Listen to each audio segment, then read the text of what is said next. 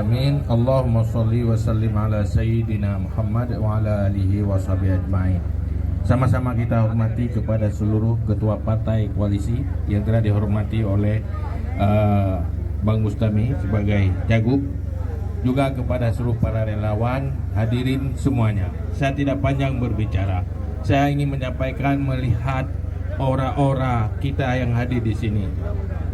Wajah-wajah yang sangat optimis untuk mencapai sebuah kemenangan. Dan saudara-saudara kita di semua daerah, mungkin kami tidak cukup memori HP. Mereka menyatakan mendukung, dan kemudian kita mari sama-sama rapikan barisan untuk semuanya. Pertama kepada Bang Bus,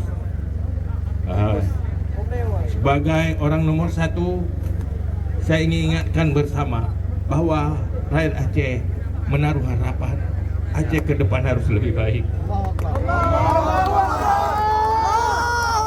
Tusuk bersama Bang Bus hadir bukan untuk mencapai sebuah nikmat kekuasaan, tetapi ini sebuah tanggung jawab dan amanah untuk ke depan sama-sama berjuang. Aceh harus lebih bagus. Terima kasih.